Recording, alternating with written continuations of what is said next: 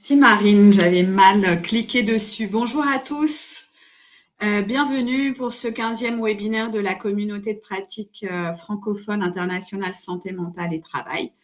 Il est 16 heures en Europe, 10 heures au Québec. Vous êtes déjà nombreux à être connectés depuis un peu partout en France, mais aussi depuis le Luxembourg, la Belgique, la Suisse et le Québec. Bienvenue et merci pour votre fidélité si nombreux à ces webinaires que l'on propose avec la communauté de pratique. Ça fait 3 ans maintenant que l'on propose ces rencontres gratuites et ouvertes à tous pour inspirer, éclairer et avancer concrètement sur la prise en compte de la santé mentale au travail. Pendant ces 3 ans, on a abordé différents sujets tels que le rôle des managers, des services de santé au travail, les apports de la paire aidance, les aménagements favorables au maintien ou à l'inclusion. On a également donné la parole à des personnes qui ont parlé de leur vie avec des troubles psychiques, de leur rétablissement et de leur épanouissement professionnel. On a écouté des chercheurs qui nous ont montré les obstacles colossaux liés aux représentations sociales, mais aussi les pratiques d'accompagnement les plus favorables au retour au travail, au maintien en emploi.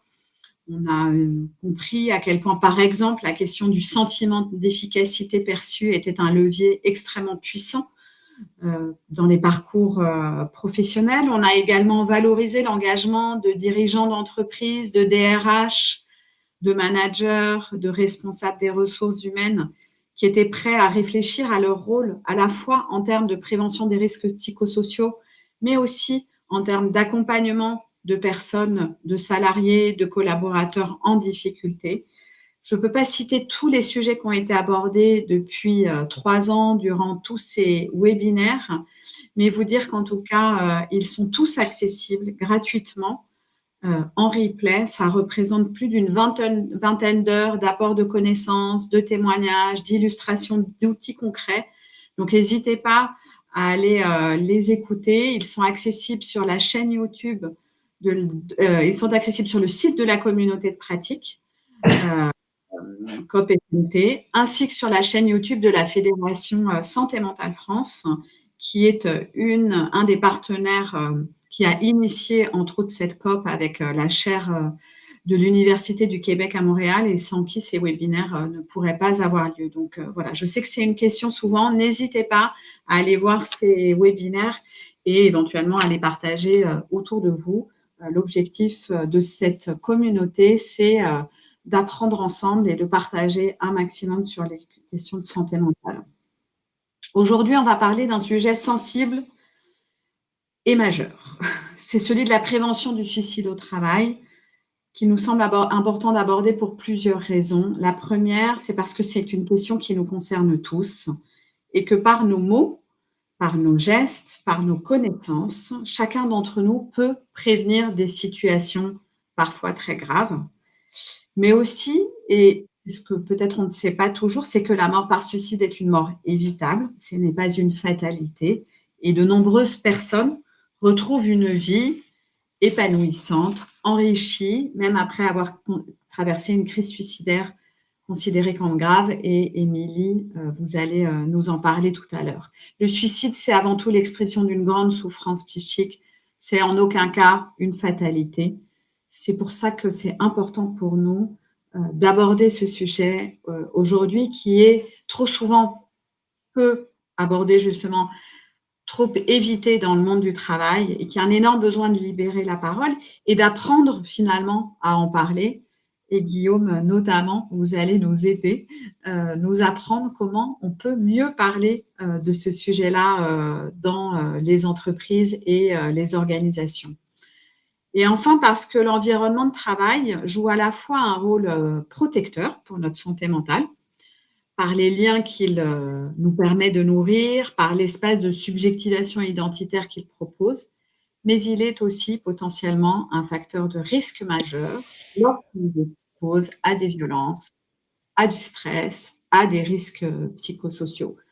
Aujourd'hui, on sait que l'influence des situations professionnelles sur le risque suicidaire a été démontrée. même si on est capable aujourd'hui également de savoir que les causes sont souvent multiples. Je voudrais quand même citer une étude qui a été menée par Santé publique France en 2017 et qui a notamment révélé que les travailleurs exposés aux risques psychosociaux déclaraient 2 fois plus souvent des pensées suicidaires que la moyenne des salariés. Et cette affirmation, elle se vérifie particulièrement lorsque les personnes interrogées sont exposées soit à ce qu'on appelle des rapports sociaux dégradés, c'est-à-dire le fait d'être exposées à des menaces verbales, à des humiliations ou des intimidations de manière répétée, soit à ce qu'on appelle des exigences émotionnelles, c'est-à-dire quand on travaille dans des milieux dans lesquels il est nécessaire de masquer, de dissimuler, voire de simuler des émotions. Lorsqu'on est exposé à des conflits de valeurs, c'est-à-dire quand il y a un sentiment d'incohérence entre le travail qui m'est demandé de faire et mes valeurs professionnelles ou personnelles, et enfin la peur de perdre son emploi. Je voudrais citer Émilie Sauvaget, qui est donc une de nos invitées, qui, lorsqu'on a préparé cette rencontre, m'a dit une phrase que j'ai notée précieusement et que je garde et que je voudrais partager avec vous. Et Émilie, vous m'avez dit, le gros sujet du suicide au travail, c'est celui des conditions de travail, mais c'est aussi celui de la solitude et de l'isolement, l'impossibilité à faire lien et à s'exprimer sur sa souffrance. Je pense que cette phrase, elle résume assez bien ce qu'on a envie d'essayer de faire passer comme message tous les quatre aujourd'hui. Voilà, donc merci de m'avoir partagé ça. Ce qu'on propose aujourd'hui, c'est de découvrir à la fois des actions et des programmes qui donc participent à libérer la parole et à agir en prévention, notamment du suicide. Néanmoins, parler de ces sujets peut être délicat. Et sachez que si vous vous trouvez en souffrance ou bien que vous êtes inquiet pour un proche, vous pouvez à tout moment appeler des numéros gratuits, disponibles 7 jours sur 7, 24 heures sur 24, où vous trouverez à la fois de l'écoute, la possibilité d'être orienté, la possibilité d'être mise en relation avec des professionnels de santé mentale si c'est nécessaire. Donc, vous voyez s'afficher les numéros utiles dans tous les pays. Donc, voilà, c'est vraiment fait pour être au service de n'importe quel appel. Aucun appel n'est inutile. Donc, n'hésitez pas à les solliciter, à les noter pour vous, pour vos proches, pour aujourd'hui ou pour demain. On vous les mettra de toute façon dans les ressources qui vous seront transmises à la fin de ce webinaire. Voilà pour l'introduction de cette rencontre. Je vais maintenant présenter nos 3 invités que je remercie particulièrement d'avoir accepté de participer à cette rencontre, de partager à la fois vos connaissances, vos projets, vos initiatives, vos expériences, et finalement contribuer collectivement à faire exister ce sujet dans le monde du travail. Vous allez voir, nos 3 invités, ils ont tous une expérience à partager d'un endroit différent. Il y a d'abord Frecia Corpus. Alors Frecia, c'est une Canadienne qui habite maintenant en France et qui est une championne. Alors sachez qu'au Canada, un champion, une championne, c'est un ambassadeur. C'est quelqu'un qui est particulièrement engagé à titre personnel pour parler de santé mentale dans tous les environnements dans lesquels il va juger que c'est opportun, pour faire de la prévention, pour faire de l'éducation, pour informer le plus largement possible sur les ressources, sur les sujets qui peuvent nous interpeller en matière de santé mentale. Et Frecia est une championne d'un programme qui s'appelle Buddy Up, qui est un programme à destination au départ notamment des hommes et notamment dans le monde du travail en matière de prévention du suicide depuis 2022. Et merci Frecia d'être là et d'avoir accepté de nous présenter ce programme de prévention appelé Buddy Up. Il y a également Guillaume Ferkatadji. Bienvenue Guillaume, merci pour votre présence. Guillaume, vous êtes DRH, directeur des ressources humaines du département du Val d'Oise. Et vous avez depuis quelques mois, enfin assez récemment, l'année dernière, il me semble, mis en place à la fois un protocole d'alerte et d'accompagnement en cas d'identification de personnes à risque suicidaire dans les équipes, mais aussi surtout un guide d'accompagnement qui vous permet aujourd'hui de régulièrement aborder ce sujet avec vos équipes, avec vos référents ressources humaines, avec vos managers de proximité.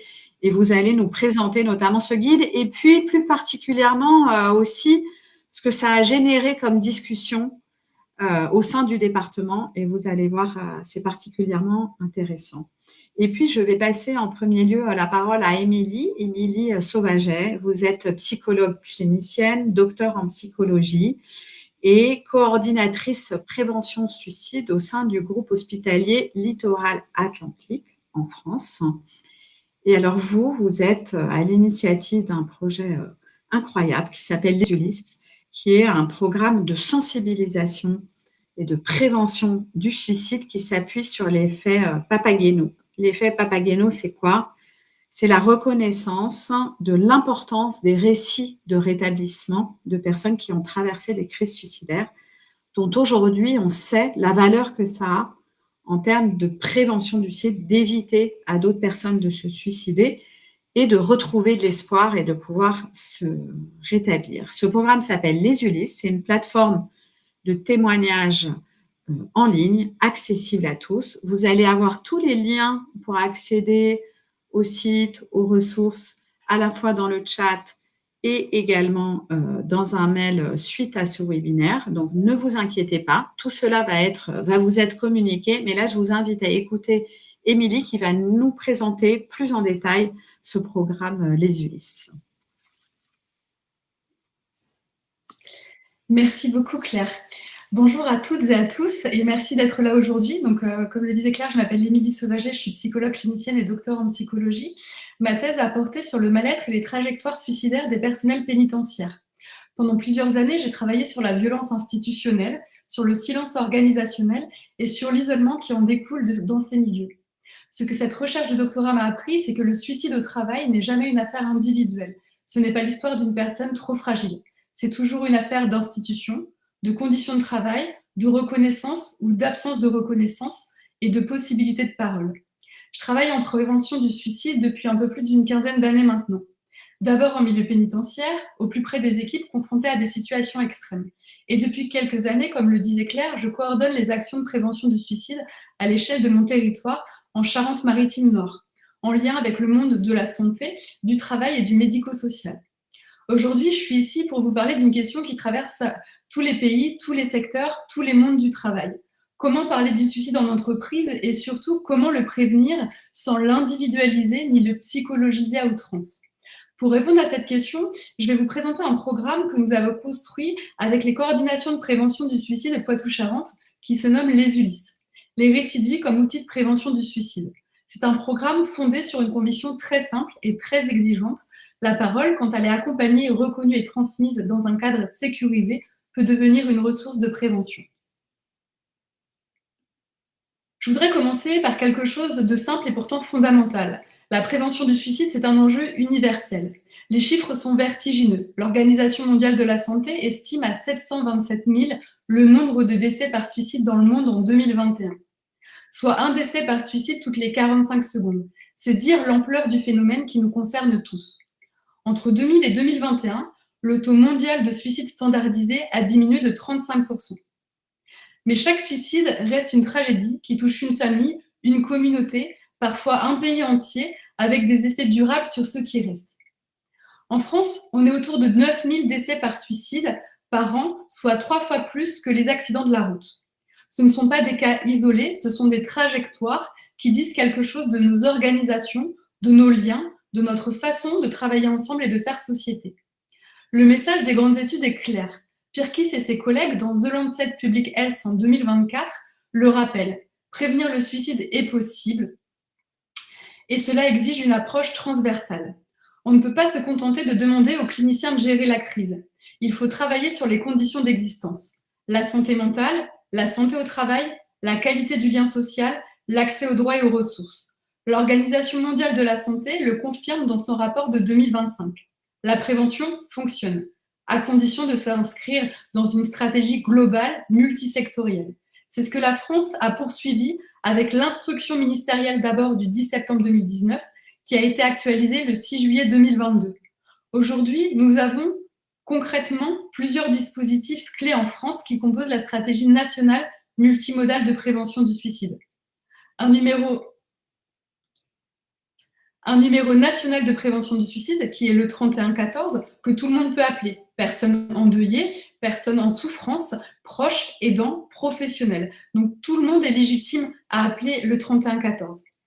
Il y a également le dispositif de maintien du lien vigilance qui assure un recontact pendant les 6 mois qui suivent une tentative de suicide. Pour les personnes suivies par vigilance, on observe une diminution significative des réitérations suicidaires de l'ordre de 38% selon les études menées par Santé publique France.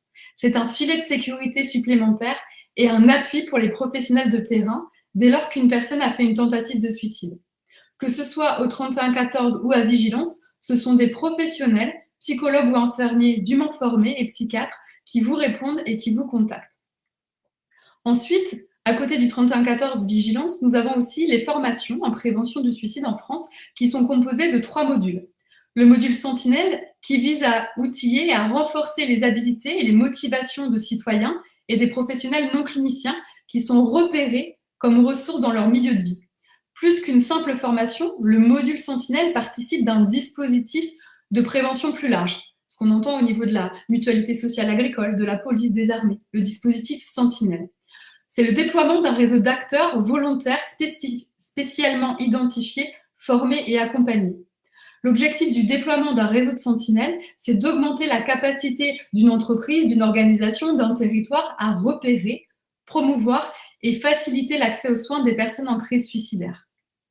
En plus de leur capacité à être renforcées, à repérer vers un professionnel capable d'assurer une évaluation de l'urgence suicidaire, les sentinelles sont sensibilisées au périmètre de leur responsabilité, aux limites du rôle de sentinelle, ce qui est très important, et à l'attention portée à leur propre santé mentale, ce qui est tout aussi important. Ensuite, nous avons un second module qui est le module évaluation et orientation du potentiel suicidaire qui vise à orienter et à renforcer les compétences des professionnels cliniciens.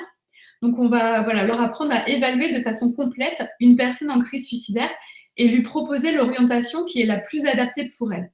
Donc, dans la chaîne de prévention du suicide qui est mise en place sur nos territoires, le module évaluation et orientation permet de renforcer le maillon qui relie le repérage des personnes en détresse, les sentinelles, à leur accompagnement par le dispositif le plus adapté. On verra les intervenants de crise ensuite.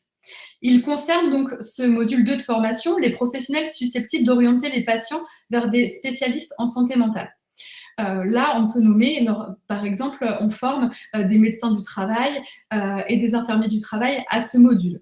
Donc, le module évaluation et orientation vise donc à renforcer les compétences des professionnels cliniciens pour évaluer l'urgence d'une crise suicidaire et la vulnérabilité des personnes en détresse et enfin décider de la meilleure orientation à proposer au regard de cette évaluation ainsi qu'à organiser cette orientation. Enfin, au niveau du 3e module de formation, nous avions le module intervention de crise qui, lui, va viser à renforcer les compétences des cliniciens intervenant à la phase aiguë de la crise suicidaire pour évaluer la situation, désamorcer la crise suicidaire, la désescalader, réouvrir le champ des possibles et donc organiser un plan d'action approprié. Le module intervention, lui, va s'adresser aux professionnels couramment confrontés à une crise suicidaire dans le cadre de ces missions. Donc à la crise suicidaire dans sa phase aiguë. Il propose des clés pour prendre en charge cette situation où la détresse extrême est la plus intense et le risque de passage à l'acte le plus élevé. Aujourd'hui, en France, tout le monde peut se former. Il suffit d'aller sur le site du GEPS, qui est le groupement d'études et de prévention du suicide, ou de s'en renseigner auprès de son agence régionale de santé ARS. Nous avons également un programme qui donne des clés pour parler du suicide avec justesse, que Claire a nommé tout à l'heure et qui nous a accompagnés pour les Ulysses, qui est le programme Papageno, afin de prévenir et de promouvoir l'entraide et l'accès aux soins, et qui est aussi chargé de la postvention collective. On a aussi de nombreuses associations et actions grand public qui sont réalisées en France, telles que la Journée nationale de prévention du suicide, à l'initiative de l'UNPS, qui est l'Union nationale de prévention suicide, et ça a lieu chaque année le 5 février. Après-demain, donc, puisqu'on est aujourd'hui le 3 février, aura lieu la 30e journée nationale de prévention du suicide, dont la thématique est la prévention en partage. Des événements sont prévus partout en France et un est dédié aux témoins des Ulysses à La Rochelle le 5 février. Il y a aussi la Journée mondiale de prévention du suicide qui est quant à elle le 10 septembre. Il existe aussi une plateforme nationale dédiée aux personnes endeuillées par suicide qui est la plateforme espoir-suicide.fr. Je ne peux pas aujourd'hui, dans ce temps limité, et je ne vais pas entrer dans tous les détails de la stratégie nationale multimodale de prévention du suicide, mais l'idée, c'était de poser le cadre, le contexte, et de vous montrer qu'il existe une pluralité de dispositifs de prévention et que ça fonctionne. Tout cela montre que la prévention du suicide ne repose pas seulement sur un dispositif ou une profession, c'est un écosystème, des numéros d'écoute, des dispositifs de suivi, des formations, des médias, des associations, des politiques publiques. Et voilà enfin ce qui m'importe particulièrement dans cet ensemble, dans cette approche transversale, il y a une dimension centrale souvent oubliée qui est la dimension relationnelle et narrative du suicide. C'est le besoin de raconter ce qu'on vit, c'est le besoin d'être entendu vraiment, sans minimisation ni dramatisation. C'est la possibilité de transformer son histoire, non pas en success story, mais en quelque chose qui a du sens, qui trouve une place, qui peut être partagé avec d'autres. C'est exactement là que s'inscrit la prévention narrative. Donc, quand on parle de suicide au travail, on se focalise souvent sur l'événement ultime, le geste, le déclencheur, ce qui a fait basculer. Mais si on se place du côté de la clinique, on voit surtout des trajectoires. Et dans ces trajectoires, il y a 3 dimensions qui reviennent constamment et qui s'enchevêtrent. La violence, le silence et l'isolement. D'abord, la violence. La violence qui fragilise la santé mentale n'est pas toujours spectaculaire. Ce n'est pas forcément un cri, un coup, une insulte. Cela peut être une absence de reconnaissance, le sentiment d'être interchangeable, le fait de ne plus pouvoir faire son travail correctement. Cela peut être aussi une décision prise en haut, sans concertation. C'est une réorganisation brutale qui broie les repères, un sous-effectif chronique qui met en échec le travail bien fait. Cette violence, elle peut être relationnelle, dans les interactions avec les collègues, les managers, les usagers. Elle peut être organisationnelle, dans la façon dont le travail est distribué, contrôlé, évalué. Elle peut aussi être institutionnelle, inscrite dans les règles, des procédures, des cultures professionnelles qui rendent certaines souffrances indicibles. Mais ce qui va vraiment rendre cette violence toxique pour la psyché, c'est le silence. Et là, je veux marquer une distinction qui, cliniquement, est très importante. Le silence, ce n'est pas une absence de parole. Le silence, c'est l'impossibilité de parler sans se mettre en danger. Ce n'est pas quelqu'un qui ne veut pas parler, c'est quelqu'un qui sait, parfois très clairement, parfois de façon plus diffuse, que s'il dit sa fatigue, sa peur, son épuisement, il risque d'être disqualifié, fragilisé dans sa carrière, mis à l'écart, voire sanctionné. Cela peut être quelqu'un qui cache son mal-être parce que, dans son milieu professionnel, la vulnérabilité n'a pas le droit de citer. C'est quelqu'un qui retient sa parole pour protéger son emploi, ses collègues, sa famille ou l'institution elle-même. Nous ne sommes pas tous égaux face au risque de suicide. En France, environ 75% des décès par suicide concernent des hommes. Un facteur protecteur puissant, c'est la capacité à demander de l'aide. Et nous ne sommes pas éduqués sociologiquement de la même façon, selon qu'on est un homme ou une femme. Et quand cette impossibilité de parler s'installe, parfois pendant des mois, parfois pendant des années, l'isolement devient une stratégie de survie. On se replie pour tenir, on réduit les échanges pour ne pas craquer, on s'éloigne de tout ce qui pourrait faire effraction. Sur le moment, cet isolement peut sembler protecteur. Se couper, c'est une façon de ne pas s'effondrer devant les autres. Mais au fil du temps, cette survie, au prix du retrait et du silence, devient elle-même un facteur de risque majeur. L'isolement relationnel s'ajoute à la souffrance initiale. La désaffiliation s'installe. La personne ne se sent plus reconnue comme sujet vivant au travail. La clinique montre que les liens entre vie professionnelle et vie personnelle ne sont ni univoques ni linéaires. La souffrance peut circuler dans les deux sens. Pour certains, c'est le travail qui envahit l'intime, altère les relations familiales, isole progressivement et fragilise les appuis privés. Pour d'autres, au contraire, le travail constitue un espace de tenue psychique, parfois le seul lieu où l'on se sent encore reconnu, utile, vivant, alors même que la sphère personnelle est marquée par des épreuves, des ruptures ou des fragilités anciennes. Dans ces situations, la dégradation du travail, perte de sens, conflit, mise à l'écart, disqualification, peut avoir un effet particulièrement déstabilisant. Elle vient attaquer le dernier point d'appui subjectif. À l'inverse, lorsque la vie personnelle se fragilise, le silence et l'isolement au travail peuvent s'accentuer, renforçant un sentiment d'impasse globale. Ce qui apparaît alors, ce n'est pas une frontière entre deux sphères, mais c'est un système de vases communicants. Et lorsque tous les espaces se fragilisent simultanément, le risque suicidaire augmente, non pas par un facteur isolé, mais par l'effondrement progressif des appuis psychiques disponibles. Donc prévenir le suicide au travail, ce n'est donc pas seulement réduire les violences, c'est créer des espaces où ces violences peuvent être dites, entendues et reconnues. Parce que ce que montre la clinique, c'est ceci. Là où la parole circule, là où on peut raconter ce qui s'est passé, là où quelqu'un écoute et prend au sérieux, le risque diminue. Là où la parole est empêchée, où l'on doit se taire, la violence s'intériorise.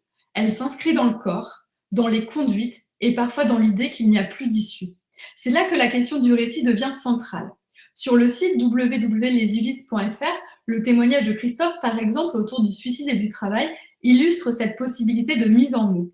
Sur le terrain, ces dernières années, de plus en plus de directions des ressources humaines se montrent ouvertes à la question de la santé mentale en entreprise. Elles sollicitent des interventions de sensibilisation, des formations au premier secours en santé mentale et des formations à la prévention du suicide. Le suicide, c'est un phénomène qui est complexe et multifactoriel.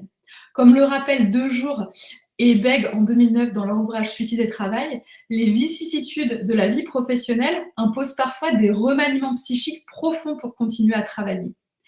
Et dans ces moments, le soutien d'un tiers, proche, collègue, clinicien, devient souvent indispensable pour permettre au sujet de ne pas rester seul face à une souffrance devenue difficilement vivable. Voilà pourquoi nous avons créé le programme Les Ulysse. Concrètement, qu'est-ce que c'est? Les Ulysse, ce sont des récits de vie singuliers. Des agriculteurs, des étudiants, des soignants, des policiers, des pères aidants, des retraités, des infirmiers, tout type de métier. Des hommes, des femmes, plus ou moins jeunes, issus de mondes professionnels très différents. Toutes ces personnes ont traversé une crise suicidaire et ont choisi de la raconter, non pas comme une fin, mais comme un point d'inflexion dans leur histoire. Elles ont en commun d'être à distance de leur dernière tentative de suicide depuis plusieurs années et de s'être rétablies. Ce qui est essentiel aussi, c'est que leurs témoignages montrent des temporalités différentes du rétablissement.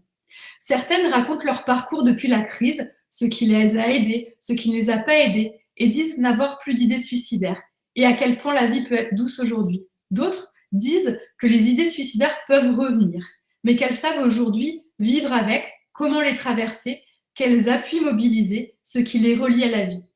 L'objectif est de transformer une expérience douloureuse en ressource de prévention.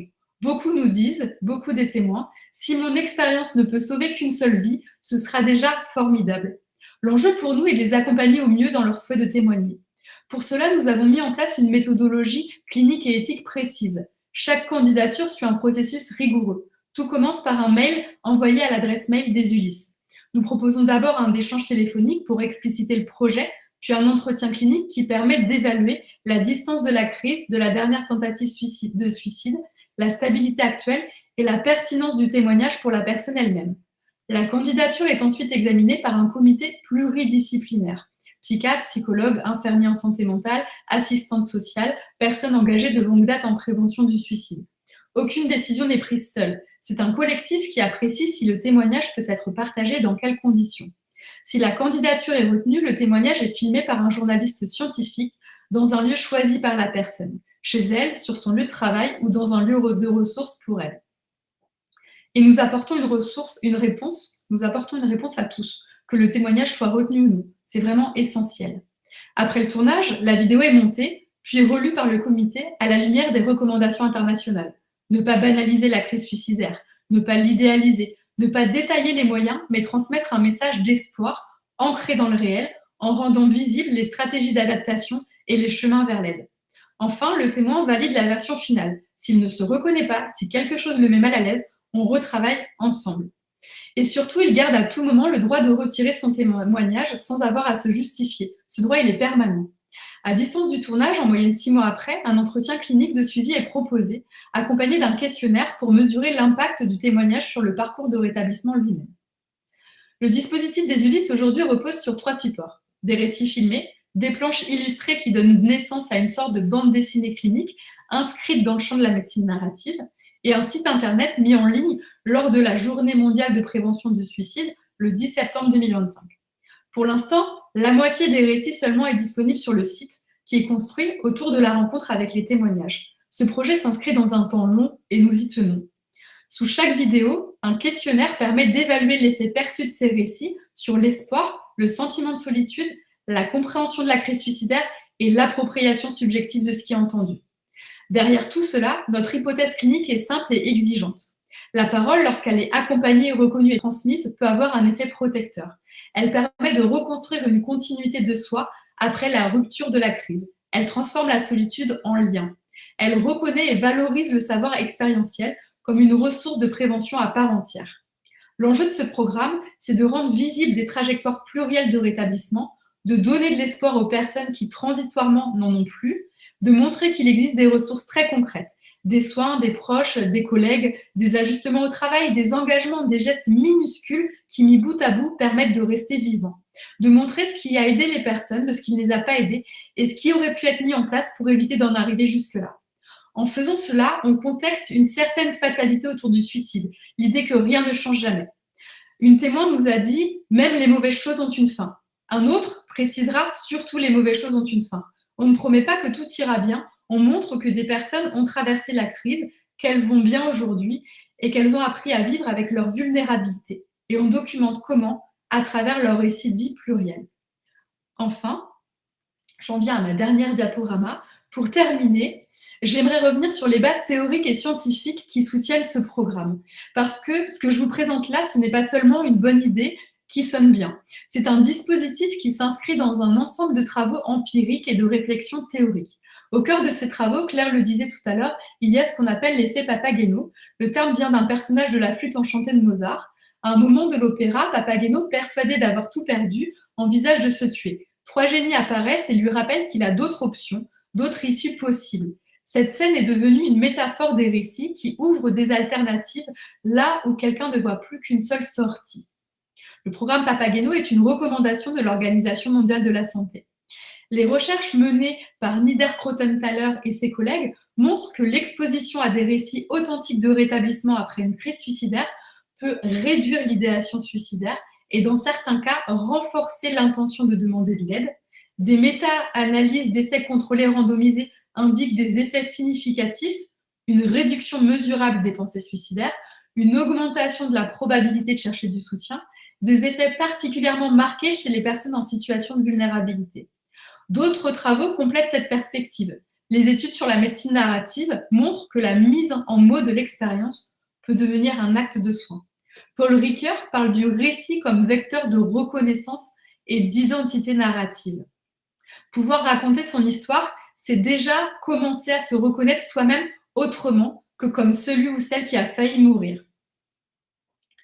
Sur les réseaux sociaux et dans les médias, des études récentes montrent que les récits de coping, de stratégies d'ajustement, peuvent diminuer le stress et la détresse, favoriser un langage plus tourné vers la vie, à condition qu'il soit authentique, situé et centré sur les ressources plutôt que sur le détail de la crise. C'est précisément ce que nous avons travaillé et ce que nous travaillons avec les Ulysse, un dispositif structuré qui vise à prolonger et à amplifier ces effets protecteurs en les ancrant dans un cadre clinique et éthique solide. Et j'aimerais reformuler en conclusion un point qui est pour moi absolument central. La parole n'est pas un supplément de confort au travail. Ce n'est pas un plus sympathique que l'on ajoute quand on a du temps. La parole est une condition de protection psychique, comme l'eau, comme le sommeil. Là où il n'y a pas de parole, la santé mentale se met en danger.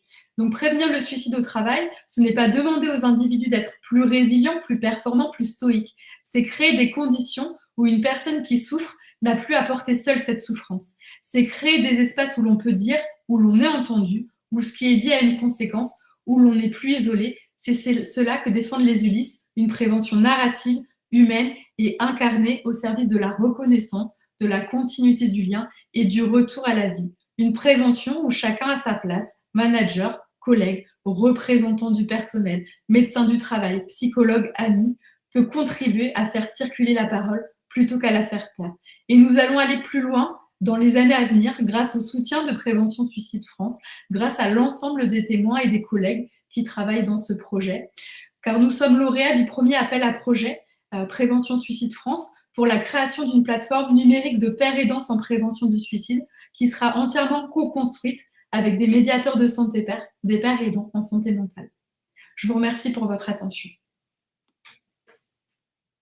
Merci infiniment, Émilie, pour cette présentation tellement riche et inspirante et qui donne beaucoup de clés sur savoir, sur voilà, comment on peut appréhender ce sujet-là dans le monde du travail. Je vous invite vraiment à aller voir la plateforme Les Ulysses. Il y a des très beaux témoignages. C'est très inspirant. C'est plein d'espoir. Donc voilà, bravo pour tout ce travail. Et je retiens effectivement cet enjeu de comment on fait pour faire circuler la parole et à quel point c'est un facteur de risque majeur, cette injonction au silence. Et c'est typiquement ce à quoi vous travaillez, Guillaume, avec le guide sur lequel vous avez travaillé, mais aussi toute la concertation finalement que vous avez mise en place avec les services de santé au travail et les partenaires sociaux pour finalement s'approprier ce sujet de l'écoute et de la liberté de parole en matière de prévention du suicide. Donc, je vous laisse la parole pour nous présenter ça. Merci, Émilie. À vous, Guillaume. Merci beaucoup. Bonjour à toutes et à tous. Un peu de nervosité d'intervenir sur un sujet, en fait, qui, contrairement aux 2 autres intervenantes, n'est pas ma spécialité. Voilà, Claire, vous avez dit que j'allais apprendre des choses. En réalité, je viens surtout rendre compte, hein, d'un guide qui a été élaboré par nos professionnels pour l'organisation dans laquelle je travaille. C'est un outil de prévention, mais qui permet de donner des clés pour la réaction face à une crise suicidaire. Vous verrez, je vais le présenter. Et surtout, ça me permet de passer un message s'il y a des collègues, en ressources humaines au sein des auditeurs, ou certains qui voudraient influencer leur organisation de travail pour développer ce genre de prévention. C'est que c'est important d'en parler, mais c'est surtout tout à fait possible d'en parler au travail du suicide, de déployer des outils de gestion comme ce guide et que ça fait partie, je dirais, d'une véritable politique de qualité de vie et des conditions de travail, plus que des baby-foot. Donc je me représente, je suis Guillaume Ferkatadji depuis 4 ans. Je suis directeur des ressources humaines du conseil départemental du Val d'Oise. Vous l'avez dit, le département, pour ceux qui n'habitent pas en France, c'est une circonscription administrative. Il y en a 95 sur le territoire métropolitain et le Val d'Oise est situé à une trentaine de kilomètres de Paris, en Île-de-France. Donc nous sommes un service public composé de 4000 agents qui interviennent sur diverses compétences. Et au sein de cette organisation, depuis 3 ans environ, nous avons mis l'accent en DRH sur la prévention des risques psychosociaux et sur la santé mentale, avec des webinaires, des guides, des formations en particulier pour les managers, et le déploiement plus récent, mais qui a du succès, d'un réseau de secouristes en santé mentale. J'ai vu dans le chat qu'il y avait plusieurs intervenants PSSM. Donc on a effectué ces formations, on a un réseau de secouristes qui se construit. Donc ce guide de prévention du suicide que je vais vous présenter, je choisis de le faire sans slide puisque je vais aborder son contenu et j'irai page par page, pour, vous donner, son contenu de manière synthétique, avec une intervention en 4 parties. D'abord, pourquoi, dans quelles circonstances nous sommes rendus compte qu'il fallait élaborer ce guide. Qu'est-ce qu'il contient, donc le contenu. Vous l'avez dit, quel a été le point, vraiment d'achoppement difficile qui a retardé de plusieurs mois son adoption dans les discussions avec nos partenaires, en dialogue social. Et je conclurai avec les avantages et les limites quand même que j'en tire.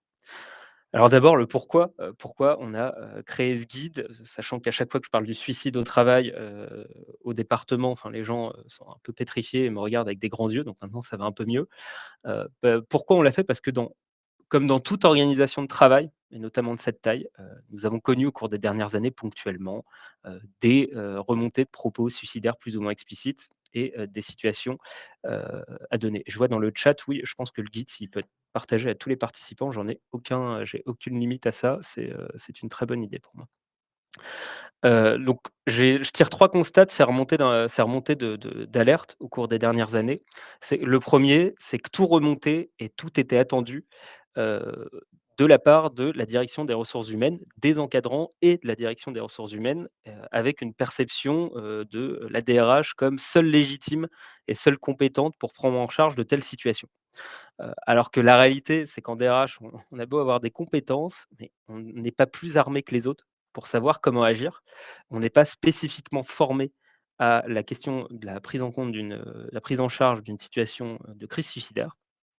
À la rigueur, nous avons, régulièrement des gens avec, des problématiques de santé mentale ou de détresse psychologique et donc quelques repères pour agir, mais pas plus de formation que ça. L'autre légitimité, je dirais, dans l'imaginaire de la collectivité, on la tenait à mon sens par l'existence au sein de la DRH d'un pôle santé au travail avec des médecins et des infirmiers de prévention, mais c'est bien de la médecine préventive, je reviendrai, sur ce point-là, des assistants sociaux du personnel et une psychologue du travail qui ont plus de réflexes pour aborder ces situations, mais qui ne sont pas forcément ceux qui doivent effectuer cette intervention. Le deuxième constat, c'est que, la remontée de ces situations, elle ne revêtait pas l'urgence qu'il aurait fallu donner. Elle se faisait soit auprès de la médecine préventive, soit auprès des cadres de la DRH et même régulièrement de moi-même, DRH, directement. Et j'ai en tête, de façon un peu caricaturale, mais tout à fait réaliste, la situation d'un collègue directeur qui m'a renvoyé un mail avec les propos, heu, explicitement suicidaires d'une agente de sa direction. Ce mail lui avait été transféré par la chef de service, qui lui a été transféré par sa N-1, qui lui a été transféré par la responsable d'équipe de l'agent. En tout, il a fallu 3 jours pour que cette situation me soit remontée avec marqué: «Guillaume, il y a une situation d'urgence, il faut intervenir». Alors là, 3 jours après et par mail, on avait dépassé la situation urgente. Donc cette mauvaise perception de l'urgence, ça nous a quand même fait tiquer dans, la façon d'intervenir sur ces crises. Et le troisième constat, c'est qu'une fois que j'étais saisi, une fois que mon adjointe, l'était saisie, comme on n'est pas des professionnels de santé, bah, qu'est-ce qu'on faisait? On appelait nos collègues en interne de la médecine préventive qui intervenaient, parce qu'ils ont une formation médicale, mais qui nous disaient après coup que la médecine préventive n'est pas là pour intervenir sur des situations, à risque, elle est là pour faire de la prévention. Donc au global, ça manquait d'un cadre, alors que dans une organisation comme la nôtre, on a plein de process qui existent pour tout plein de situations.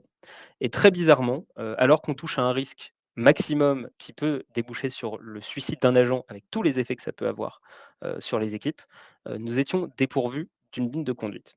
Et notre médecin de prévention à l'époque, Floriane Dion, j'en parle parce qu'elle est intervenue dans ce réseau déjà, et notre psychologue du travail ont proposé cette démarche, et la psychologue du travail qui s'appelle Marie-Josée Porte, qui écoute en ce moment et que je remercie encore une fois publiquement pour la qualité du travail produit.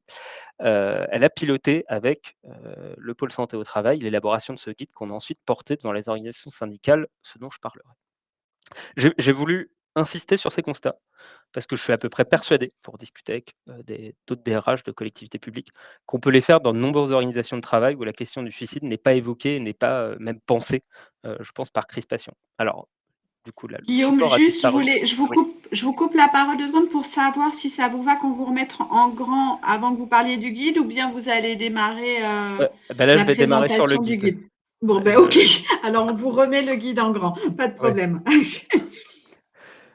Merci, normalement, c'est bon, je le maîtrise. Alors ce guide, Ouais. il s'adresse bien à des non professionnels de santé, hein, ça s'adresse à des collègues, au sein de l'organisation de travail. On l'a voulu très didactique, très pédagogique, d'où ce sous-titre «Des clés pour agir», ça reflète exactement son contenu. Voilà, je vous en présente les différentes composantes. Alors, d'abord, 2 pages de mise en perspective pour situer le sujet. Je passe très vite, hein, mais des définitions sur, à caractériser la tentative, les idées suicidaires, la crise suicidaire, histoire de savoir de quoi on parle, et des repères avec des chiffres. Ils ont été également, donnés dans l'intervention d'avant. Les facteurs généraux de risque, les facteurs de protection, voilà. Juste une mise en perspective du sujet. Le cœur de ce guide arrive sur les pages d'après. Heu la première page, je dirais la plus importante, et j'ai renoté son importance en préparant cette intervention, c'est sur les idées reçues. Il y en a 4 qui ont été choisies, j'espère que vous les voyez à l'écran. Il y a le fait de pouvoir parler du suicide sans que ça encourage le passage à l'acte. La question du, je mets des guillemets, «chantage au suicide», évidemment, c'est une idée reçue. Heu, le fait que la crise suicidaire dure un certain temps et que c'est pas parce qu'on l'a réglée que le lendemain, on n'a plus à s'occuper, de ce problème. Et le fait qu'on l'a formulé que les motifs ne sont pas uniquement d'ordre personnel. Ça a été très bien dit avant. Les motifs, ils peuvent être tout à fait professionnels ou un mix des 2, et donc de ne pas rejeter, sur, la situation personnelle, les causes d'un suicide au travail. Moi, c'est moi non professionnel de santé, c'est cette première idée reçue déjà qui a été quelque chose d'extrêmement important. C'est-à-dire que rien exprimé dans un guide grand public, je dirais, qu'on peut parler du suicide avec quelqu'un, qu'il faut en parler et que ça ne va pas pousser, un passage à l'acte. On lève quasiment un tabou dans un milieu de travail et on s'autorise à parler de ce sujet. Déjà ça, enfin, cette page, je la trouve extrêmement importante pour ça. Vous le voyez en bas de la page, il y a un petit, paragraphe responsabilité partagée et collective, ça sera tout l'objet de ma troisième partie, donc je vais passer et j'y reviendrai tout à l'heure. Ensuite, une page plus d'action avec la reconnaissance des signes de détresse où là, voilà, les rédacteurs ont voulu être dans le concret. À la fois, on a des changements, des comportements généraux qui sont donnés, qui peuvent, je dirais, mettre la puce à l'oreille sur l'existence d'idées ou d'une crise suicidaire, donc des accès de colère, de la tristesse, de l'enfermement, des choses assez classiques. Mais surtout, on a voulu être plus concret avec des exemples, précis de propos peu explicites ou explicites qui, je dirais, montrent ce que revêt l'étendue de la verbalisation de l'idée suicidaire et qui, moi, en lisant ces phrases, je me dis: «Si j'entends une phrase qui ressemble à ça, je peux me dire que là, on n'est pas que en présence de quelqu'un qui râle, quelqu'un qui se plaint, mais bien quelqu'un qui est peut-être dans une crise suicidaire sur lequel il faut, activer les moyens qui sont donnés dans ce guide». Et ensuite une page de réaction également qu'on a voulu, être très concrète, qui s'appelle «Que dire à une personne en souffrance?» Face à l'expression d'une idée ou d'une crise suicidaire. Alors là encore, on a différentes phases, l'engagement du dialogue, l'attitude bienveillante, rassurer la personne. Mais surtout, on a ces phrases concrètes qui sont, extrêmement importantes ici, à dire telles quelles. C'est-à-dire qu'on a voulu donner dans ce guide, le moyen à des agents qui agiraient de savoir comment réagir très clairement. Et moi, j'insiste sur un point, le point numéro 5. Je ne sais pas si vous arrivez à le lire à l'écran, avec cette phrase qui est conseillé de dire au bout d'un moment, c'est: «As-tu envie de mourir?» Cette question à poser. Ou moi, j'insiste peut-être que pour des professionnels de santé formés sur la question du suicide, ça paraît logique de le dire. Pour des non professionnels de santé, c'est pas le cas et ça change clairement le regard sur ce qu'on peut faire. Moi, j'ai déjà eu dans mon bureau, des personnes, heu, voilà, qui étaient en détresse psychologique, donc je m'inquiétais sur le fait de pouvoir retourner chez elles. Jamais je me serais autorisé avant ce guide de poser cette question, aussi franchement. Et donc savoir que je peux le faire, ça délimite quand même bien le périmètre de notre capacité d'action. Bon, j'ai jamais eu à le faire depuis l'apparition de ce guide, heureusement. Et nous insistons en bas de page, et c'est, je dirais, le message principal de tout ce guide, sur le fait que c'est celui qui agit, celui qui doit agir, c'est celui qui entend, l'alerte, celui qui, entend l'idée suicidaire, et qu'il ne faut pas attendre que ce soit un encadrant ou la DRH qui le fasse. Il faut, voilà, chacun est acteur du suicide, j'y reviendrai en troisième partie, et chacun doit agir à la hauteur de ses moyens, mais ne peut pas se défausser sur l'organisation. L'organisation, elle est là pour, mettre en place des systèmes de prévention et d'agir par la suite. J'y reviendrai, aussi. Ensuite, dans ce guide, on a quelques outils, un logigramme assez simple, peut-être, le fait de comment réagir à une situation d'urgence avec, à distance, pas à distance, en face à face, qui permet de se repérer très simplement si on a le guide sous les yeux. Une page sur la prise en charge, c'est-à-dire qu'on a des dispositifs après de prise en charge après l'alerte suicidaire qui soient individuels et qui sont collectives, et là, qui sont, à la fois de notre responsabilité et la responsabilité, à mettre en place avec la personne. Et surtout, et c'est sur cette dernière page que je veux insister, et le fait que ce soit la dernière page est assez parlant sur le caractère très concret de ce guide, c'est qu'on a voulu un tableau récapitulatif selon les différents cas, avec très clairement, en cas de pré-crise, une intention suicidaire, mais on ne sent pas une intention de passage à l'acte, on appelle le 3114, numéro qui a déjà été donné juste avant. En cas de crise où on sent un réel danger, le SAMU, on peut même appeler la police si la personne a un objet et pourrait se faire mal ou faire mal à un autre. Et on distingue bien, avec une situation de mal-être où on ne sent pas qu'on est en crise suicidaire, où c'est là que la médecine préventive peut intervenir, c'est-à-dire une intervention qui n'est pas urgente et une intervention qui va venir en prévention de tout cela. Le reste, c'est 3114 et SAMU, et ces messages, on les a remis dans un flyer beaucoup plus condensé, qui est plus facile à distribuer.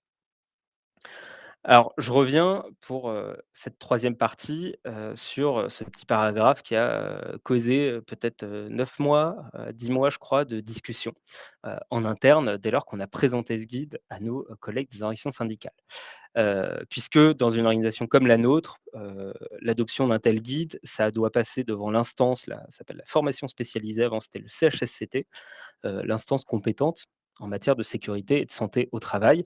Et donc, nous avons un dialogue préalable avec nos collègues représentants syndicaux au sein de cette instance pour voir si leur lecture peut nous apporter des choses et les convaincre de la pertinence des dispositifs que l'on porte. Et ce point de savoir qui doit agir, c'est-à-dire la personne qui entend le message suicidaire doit agir, doit appeler le 3114, elle a posé un vrai clivage et une vraie difficulté. Et d'ailleurs, en pleine élaboration de ce guide, on a eu le cas d'une direction avec une alerte suicidaire. L'agent ne sentait pas d'appeler, c'est sa hiérarchie qui a appelé. Bah, résultat, ça a été très rapide, hein, le 3114 a souhaité parler à l'agent qui avait entendu, puis à la personne qui avait exprimé les dits suicidaires. Donc ça nous a conforté dans ce qu'on avait mis dans ce guide. Les organisations syndicales, elles, ont clairement demandé à ce que le guide pose qu'en cas d'alerte, la responsabilité était donnée aux encadrants, puis à la DRH d'appeler le 3114, mais non pas à l'agent, je dirais, non encadrant, qui entendrait le message. Et ça a été une ligne assez complexe parce que nous avons dû tenir la position en indiquant que la façon de réagir et la question de la personne qui doit réagir, ce ne sont pas des sujets ouverts à la négociation, c'est la déclinaison de ce que les professionnels de santé recommandent. Donc c'est ce qu'il faut faire et que c'est pas négociable. Et peu importe en fait que ça gêne ou que ça mette en difficulté quelqu'un qui ne se sent pas d'appeler le 3114, en fait, c'est sa responsabilité. Et c'est ce que nous avons rappelé dans ce paragraphe. Donc on a mis une première phrase heu, qui dit bien que la prévention de la santé au travail, je pense que l'intervention d'Émilie, le disait bien, hein, c'est le devoir de l'employeur et par délégation des encadrants. Et on a pléthore de dispositifs justement pour éviter ce genre de situation, mais que, ça n'exonère pas chaque agent de sa responsabilité qui est à la fois morale, mais aussi juridique, dans le cas de la non-assistance à personne en danger et du fait très clair que en gestion de crise suicidaire, celui qui entend l'alerte, c'est celui qui doit agir et c'est le message de ce guide. J'ai souhaité insister sur ce point d'abord parce que ça a été une grosse complication dans l'adoption de ce guide et ensuite parce que je sais que des agents en interne pensent la même chose et continueront à réagir de cette façon et que si, vous, dans votre organisation, vous souhaitez mettre un guide en place, moi, je vous conseillerais rétrospectivement d'être très pédagogue sur le sujet, c'est-à-dire de l'amener en premier point, avant même de déployer un guide et voire même, j'aurais bien, si je revenais dans le passé, j'aurais peut-être fait intervenir un intervenant extérieur avec une légitimité sur le sujet pour, fermer le débat, en fait et bien dire qu'il y avait une façon de réagir et que, on ne pouvait pas déléguer la responsabilité à la DRH. C'est pas comme ça que ça se passe. Pour conclure, assez rapidement sur, les avantages et les limites. Alors déjà préciser que ce guide, quand on fait des guides, ils ne sont pas là pour caler les armoires. On les diffuse dans la collectivité. On les diffuse dans notre intranet qui est très consulté, hein, sur les aspects RH. On l'a diffusé bien évidemment dans le réseau des secouristes en santé mentale. On l'a diffusé lors une information aux managers qu'on fait tous les 15 jours en visio. Il y a à peu près 120-150 managers qui s'y connectent toutes les 2 semaines, où on aborde des points RH et ce guide a fait l'objet d'une présentation. Il est disponible, physiquement à la médecine préventive et nous en reparlerons lors des journées mondiales de prévention, en matière de santé mentale ou spécifiquement en matière de suicide. Il y aura toujours l'occasion de dire qu'il existe et d'en redonner les principaux messages. Bon, la limite d'un guide, néanmoins, c'est un principe de réalité, c'est qu'on a plein de guides et que les guides ne sont pas forcément très lus et surtout, je pense qu'il y a peu de gens qui ont envie de lire un guide de prévention des suicides au travail. Donc je doute fortement que de nombreux agents et encadrants le lisent. Déjà qu'ils aient l'info qu'il existe, c'est déjà bien et donc je doute qu'ils connaissent ce qu'il faut faire lorsqu'ils seront face à une situation. Maintenant, l'avantage de ce guide, c'est qu'en 5 minutes, on en absorbe les messages principaux, on sait comment réagir. Voilà, donc il a le mérite d'exister. Mais moi, son avantage que je tire et donc malgré cette limite que je conseille à d'autres organisations de mettre en œuvre, c'est qu'on a une ligne de conduite aujourd'hui qui est partagée. C'est-à-dire qu'en direction des ressources humaines, si je suis appelé, si un collègue est appelé, ou si un premier secouriste, en santé mentale est appelé, nous savons comment réagir avec une ligne de conduite, c'est-à-dire conseiller d'appeler le 3114, conseiller d'appeler le SAMU et après on intervient. Voilà, parce que je mets pas du tout de côté, hein, la question de la responsabilité de l'institution, et des dispositifs d'accompagnement en prévention et en, débriefing, je dirais, en intervention de la psychologue du travail en cas d'événements traumatiques à la fois individuels et collectifs. Mais on sait quoi dire. Il y avait peut-être, c'est pareil rétrospectivement, d'autres stratégies de déploiement. On aurait pu faire en entonnoir inversé, je dirais au niveau de toute la DRH, peut-être tous les directeurs chefs de service du réseau PSSM, histoire d'asséner le message plutôt qu'un guide à grande distribution. Moi je dis, je quand même très content de ce qu'on a fait. Et je dirais qu'à toute organisation, l'important, c'est quand même de pouvoir juste verbaliser la chose, de s'y préparer, de se fixer une ligne de conduite et d'avoir cet élément dans, l'ensemble de sa politique de prévention des risques, qui est un élément indispensable, et sans doute trop peu travaillé aujourd'hui. Je vous remercie. Merci beaucoup, Guillaume, pour ce partage à la fois du guide et effectivement de comment il a vécu dans votre organisation, qu'est-ce que ça a soulevé comme question, comme enjeu. On comprend bien effectivement l'importance d'avoir clarifié la ligne de conduite et de dire il y a des choses qui sont plus négociables. Voilà, et c'est le sujet, on s'est mis d'accord en amont, pas au moment critique justement. Et puis, voilà, à quel point, enfin, il me semble qu'on ne peut pas libérer la parole du jour au lendemain sur ce sujet-là, que faire circuler la parole, c'est par plein de petites touches, créer des opportunités, des moments où peut-être on peut voilà, éveiller quelque chose chez quelqu'un, un intérêt, une prise de conscience, apporter de la connaissance par petites touches. Et comme vous disiez, déjà de savoir que le guide existe, même si je ne le lis pas, c'est déjà une manière d'être un peu en alerte sur ce sujet-là et comprendre que ça peut potentiellement me concerner dans mes fonctions d'encadrement ou de gestionnaire des ressources humaines. Sachez que ce guide, il vous sera transmis dans toutes les ressources qu'on va vous envoyer à la fin de cette rencontre. Merci d'avoir accepté de le partager, Guillaume.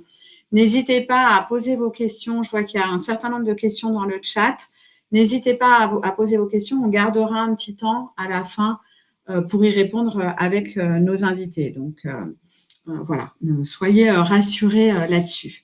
Je vais maintenant passer la parole à Fréchia. Fréchia qui va nous parler du programme de prévention qui s'appelle Buddy Up. En anglais, Buddy, c'est le compagnon, quoi. Il y a quelque chose de l'ordre du compagnonnage avec vraiment cet angle qui est celui de comment on ouvre le dialogue, comment on lance la discussion. Guillaume, vous parliez de ces phrases un peu clés qu'on peut avoir quelque part dans sa besace.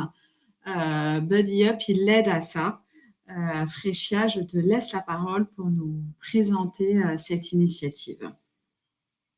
Merci beaucoup Claire et merci beaucoup également à mes co-présentateurs. Vous avez en fait traité beaucoup de ce que je voudrais bien discuter, mais ça va, je crois que quand même j'ai encore des choses à dire à propos de ce sujet.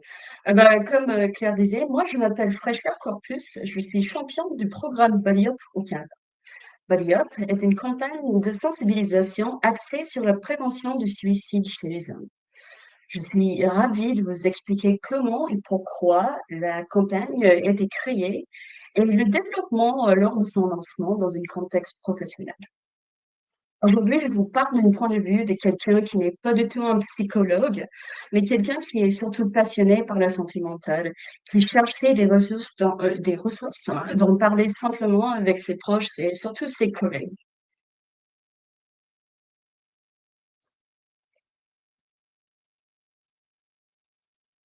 Moi, j'ai découvert Buddy Up sur les réseaux sociaux lors de son lancement pendant la pandémie. Et si de nombreuses initiatives abordent la santé mentale de manière globale, mais Buddy Up se distingue en s'adressant spécifiquement aux hommes. La campagne, oh, pardon. La campagne a été lancée en réponse au fait que le taux de suicide est environ 3 fois plus élevé pour les hommes que pour les femmes, qui ressemble beaucoup aux statistiques en France. Et surtout, les hommes de 45 à 64 ans se suicident plus que quiconque, y compris les jeunes et les femmes. C'est une statistique inquiétante qui donne à réfléchir. Et le Centre de prévention du suicide, qui est une organisation à but non lucratif canadienne, propose des formations en intervention auprès des personnes à risque suicidaire. Leurs formations ressemblent beaucoup aux cours de premier secours en santé mentale en France. Et aussi, le CSP, a une des plus grandes bibliothèques anglophones de recherche sur la suicidologie du monde.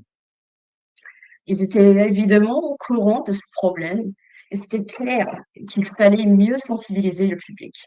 Il fallait un changement culturel autour de discours actuels de la santé mentale, surtout pour les hommes.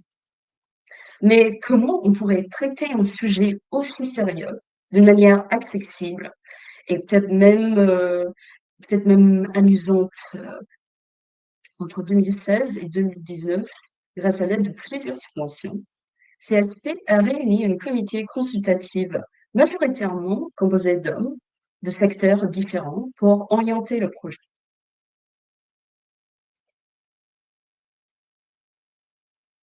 Alors, ce qui ressortait le plus des discussions avec le comité, c'était qu'il fallait communiquer les risques, les signes de risque suicidaire d'une manière claire. Je crois que Émilie et Guillaume ont déjà un peu mentionné les signes de risque, mais juste faire un petit résumé. Les signes de risque typiques sont une perte d'intérêt pour les loisirs, des changements abrupts d'habitude, la consommation d'alcool ou de drogue en plus grande quantité que d'habitude, et aussi les commentaires un peu spontanés ou inhabituels de dépression ou expression du sentiment de se sentir comme un fardeau pour les autres. Les signes sur cette liste ne sont pas du tout exhaustifs et selon le comité consultatif, ils sont pas vraiment évidents à tout le monde. Beaucoup de participants disaient qu'en fait, ça dépend de la situation, mais il semblait que ces signes de risque étaient peut-être une réaction normale de quelqu'un pendant un moment de crise, pendant un moment temporaire de difficulté. Et ils savaient pas trop comment aider leurs proches ou initier les discussions et même comment les maintenir. Un commentaire spécifique qu'un participant disait, c'est il avait du mal à se regarder dans les yeux quand il discutait de n'importe quel sujet. Donc il avait un peu du mal à trouver une manière de discuter à propos de quelque chose aussi sérieuse comme la santé mentale avec ses proches. Ce qui ressortait aussi de ces consultations, c'était important aussi de parler des facteurs de protection dans une campagne publique qui était un peu mentionnée par Émilie aujourd'hui. Donc, j'ai tendance à accepter de l'aide, aisance à montrer et à exprimer ses émotions, surtout des relations positives et solidaires avec ses proches. Mais on sait bien que on élève les hommes d'être stoïques et de cacher leurs émotions, qui est l'inverse de ces facteurs de protection. Alors, il fallait plus de consultations pour trouver une manière un peu nuancée qui a compris ces difficultés qui étaient mentionnées par le comité consultatif. Après plusieurs mois de consultations, de développement et de tests, la campagne Body Up a été lancée en 2020. Alors voici une panneau publique et des affiches qui étaient créées pour la campagne.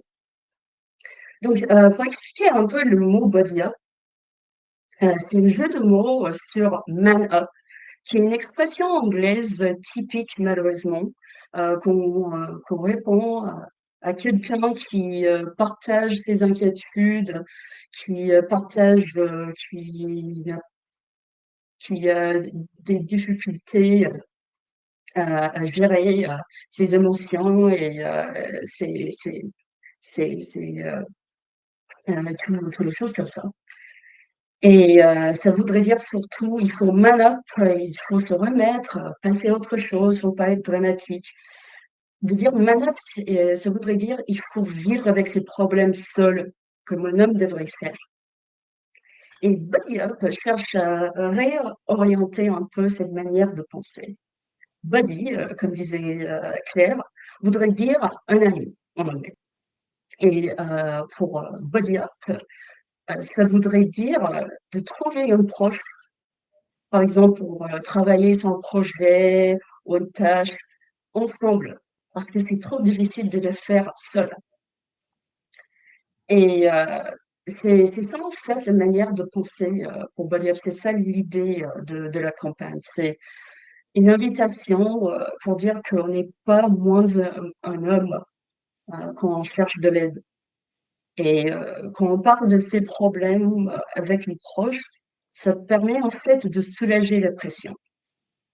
C'est une campagne qui encourage de pair et danse, de l'écoute active et des discussions authentiques avec ses amis, et surtout de les appuyer s'ils ont des pensées suicidaires.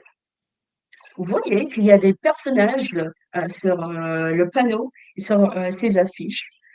Et en fait, on appelle ces personnages en style un peu bande dessinée des buddies. Vous voyez qu'ils sont issus de milieux et d'âges différents. Et chaque personnage a une histoire qui décrit un signe de risque. Ces personnages peuvent ressembler à quelqu'un qu'on connaît. Peut-être un collègue, peut-être un ami, un membre de la famille, et même peut-être soi-même.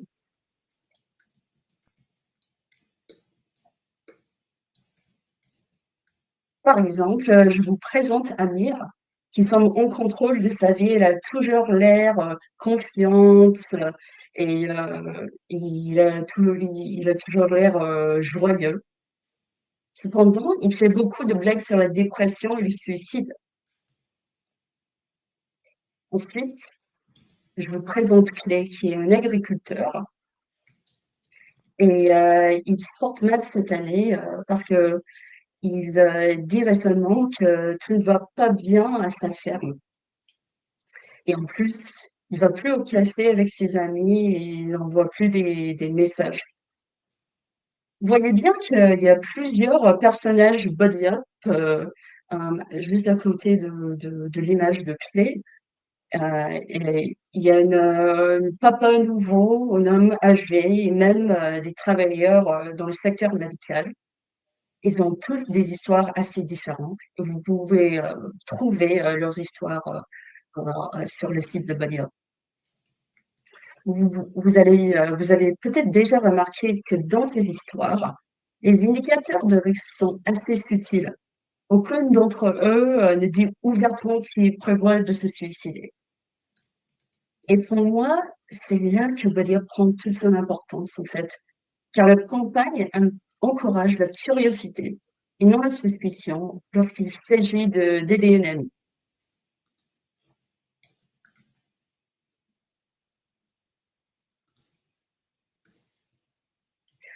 Donc, la campagne publique de Body Up comporte sur deux volets principaux, une campagne de communication et des activités événementielles. Donc, pour la campagne de communication, il y a des ressources numériques qu'on peut partager sur les réseaux sociaux et aussi des guides imprimés qu'on peut commander gratuitement en ligne et poster dans son bureau ou ses tiers-lieux comme une école ou une salle de sport. Pour les activités événementielles, il y a une grande campagne chaque mois de juin qui s'appelle Body Up Month, où ils partagent des idées d'activités, genre les webinaires, des formations, ou même comment devenir un champion, pour expliquer un peu l'esprit de Body Up et pour encourager tous ceux qui sont entrés de s'impliquer et d'apprendre plus à propos de prévention de suicide chez les hommes. Pendant le reste de l'année, chaque trimestre, il y a des mini-campagnes autour de thèmes de Body Up, les esprits principaux de Body Up. Par exemple, en ce moment, il y a Lift Up qui encourage des gens à faire des activités en groupe pour pouvoir construire les liens sociaux, qui est un facteur de protection que j'ai mentionné tout à l'heure. Il donne des exemples de ce qu'on pourrait faire en groupe, comme aller au café avec une amie, faire du bénévolat, ou même juste d'apporter des collations au travail. Et aussi, Power Up, qui est une mini-campagne qui encourage des gens à prendre soin de eux-mêmes, qui est aussi important pour prévenir le suicide. Je donne des exemples comme faire de l'exercice, de la méditation ou écrire dans son journal. Et c'est pas une activité qu'il faut faire juste seul. On pouvait aussi les faire en groupe.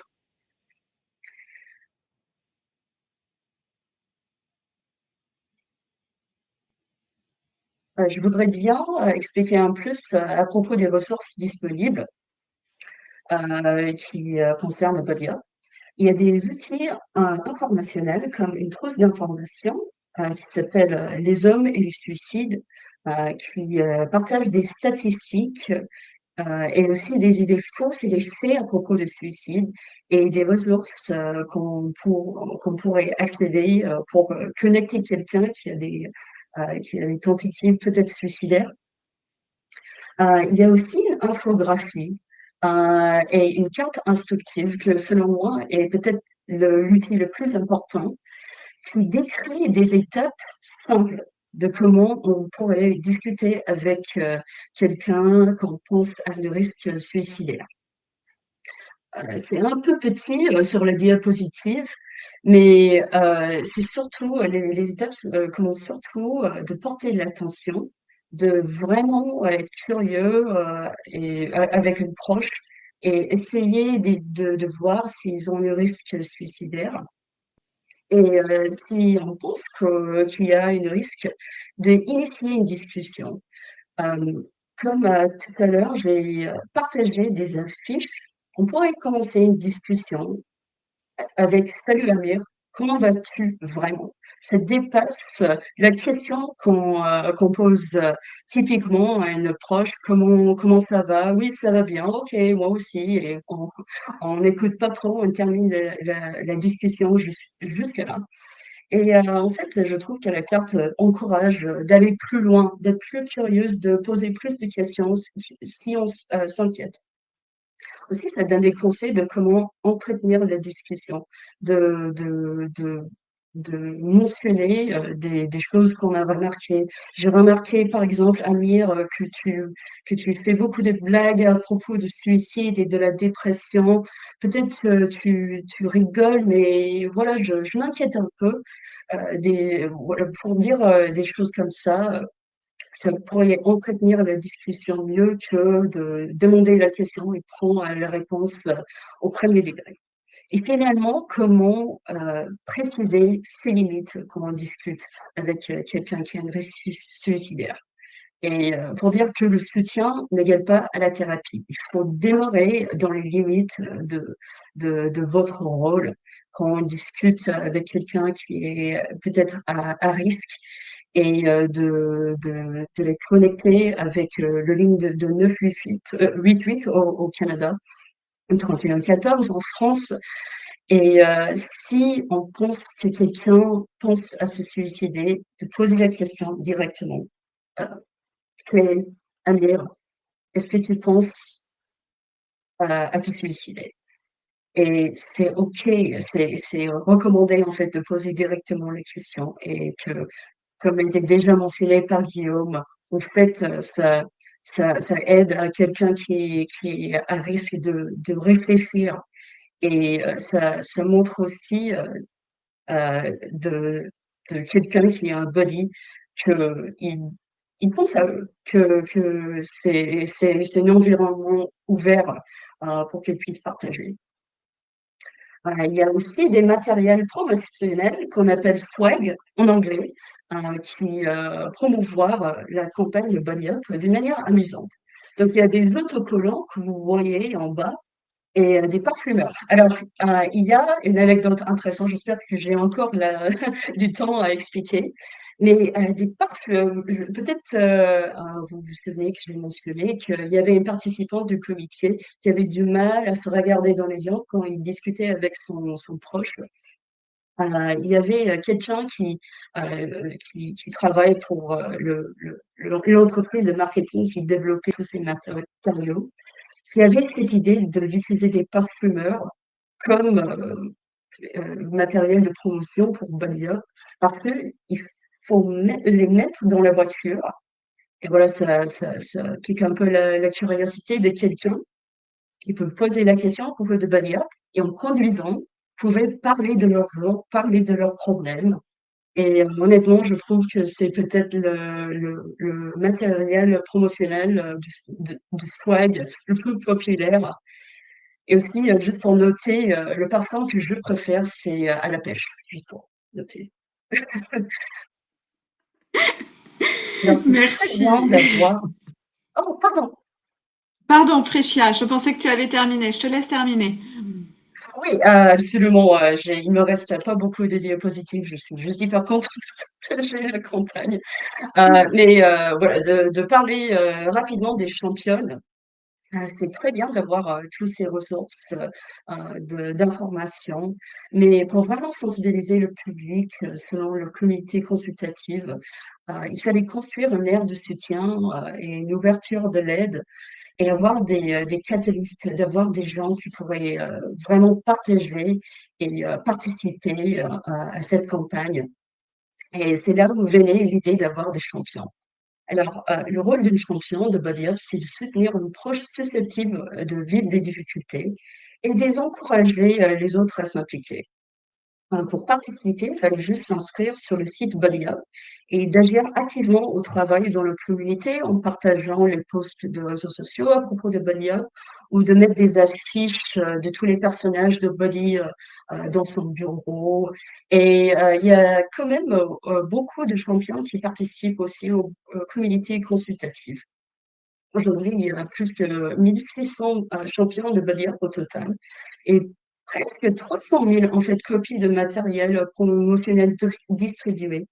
Et l'année dernière, il y avait 262 personnes et 81 organisations issues de 15 secteurs d'activité différents qui étaient intégrés comme champions de body up.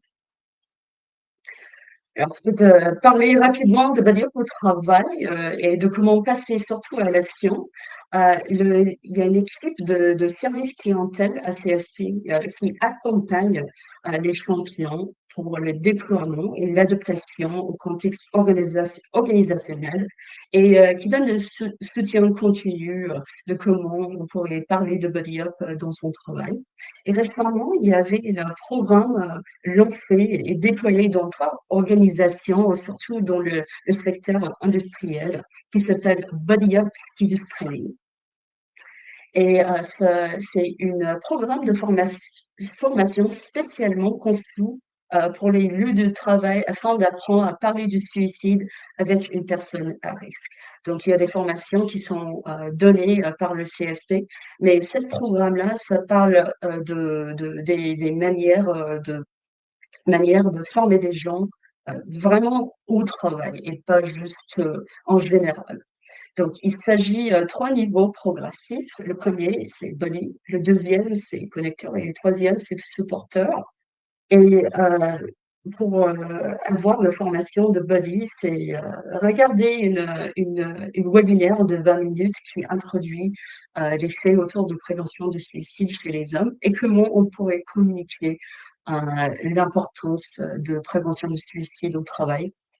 Puis le niveau le plus élevé, c'est une formation d'une demi-journée qui s'appelle Safe Talk, qui forme les participants plus profondément à identifier les risques et comment maintenir une discussion. Finalement, le niveau le plus avancé, c'est une formation de 2 jours qui s'appelle ASSIST.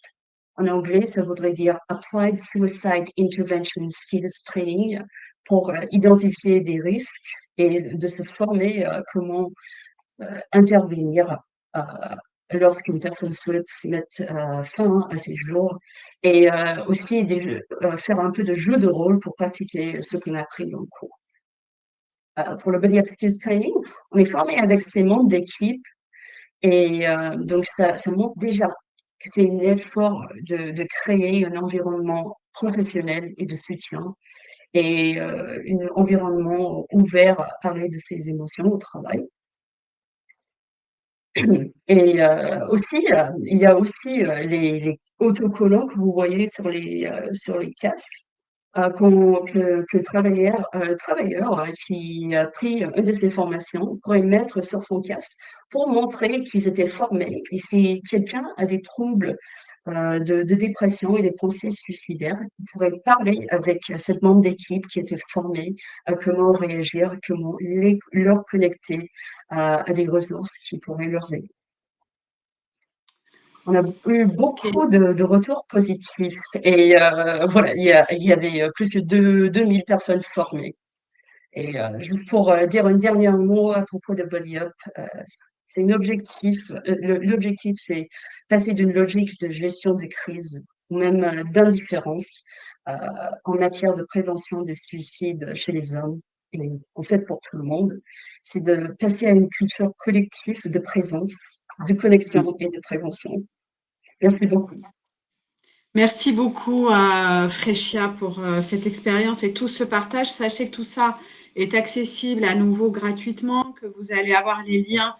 N'hésitez pas à aller voir sur les plateformes. On retient l'importance d'engager la discussion, d'oser poser la question, d'avoir de la curiosité et de faire passer ce message que le sujet n'est pas tabou finalement et qu'on a le droit de l'aborder. Donc tous les moyens sont bons, les petits parfumeurs, les autocollants, voilà, pour dire c'est possible d'en parler. On va prendre les minutes qui nous restent pour répondre aux questions des participants. Donc, Émilie, Fréchia et Guillaume, je vous sollicite encore un peu.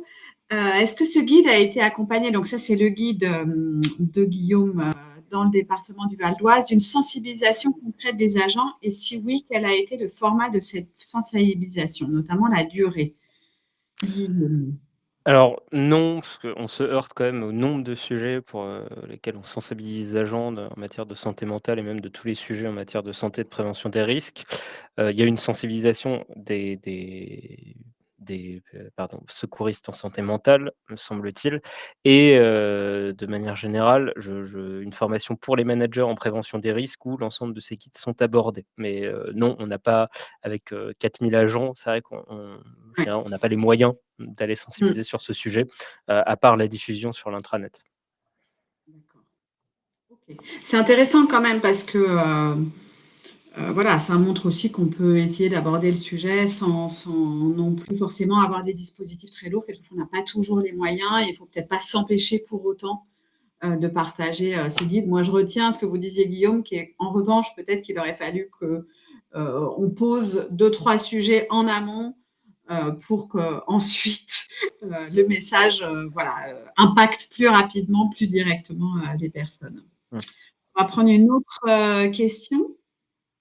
Pourquoi cliniquement est-ce précisément la personne témoin qui doit réagir?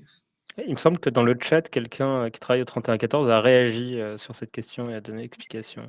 Et Je il l'ai a vu passer. bien précisé qu'il y avait un enjeu en fait, de recueillir l'information la plus précise et la plus fiable possible. Or, on sait, et là pour le coup, c'est plutôt mes études de sociologie, moi, qui m'ont fait découvrir ça, à quel point un message, quand il y a un des intermédiaires, se déforme au cours de la transmission. Donc, on peut faire l'hypothèse que l'objectif des professionnels, c'est d'aller au plus proche de la source du message pour qu'il ne soit pas déformé. Mais peut-être, Émilie, que vous identifiez un autre enjeu par rapport à ça? Non, je pense qu'effectivement, la question, je me demandais quand je l'ai lue si elle faisait suite à la présentation de Guillaume, effectivement, quand il parlait que le 3114 demande de toute façon, quand vous appelez le numéro national de prévention du suicide, vous pouvez leur demander à recontacter quelqu'un. Si vous appelez pour un proche, que vous n'êtes pas à l'aise avec la question du suicide, il peut les rappeler, mais ils vont toujours vous demander de le rappeler de votre part, parce que ça peut être très angoissant, en fait. Voilà, je vous appelle, mais vous ne savez pas de qui. Il y a quelqu'un qui s'inquiète pour vous, c'est votre collègue. Et donc, c'est important effectivement de parler à la personne qui a les idées suicidaires, qui est concernée, ou au témoin en fait qui a recueilli les propos pour que l'évaluation clinique puisse se faire, en fait, pour que la personne puisse être rappelée. Ben, voilà, c'est vraiment dans un objectif de prévention. Oui, c'est ça. De garder le lien aussi le plus possible, en fait, qu'on ne s'éloigne pas le moins possible de la personne. Ok, on va prendre une autre question. Quel est le contenu de la formation Self-Talk? Donc, c'est la formation du programme Body Up pour les connecteurs, si ma mémoire est bonne, et qui dure une demi-journée. Fréchia, est-ce que tu peux nous en dire un peu plus?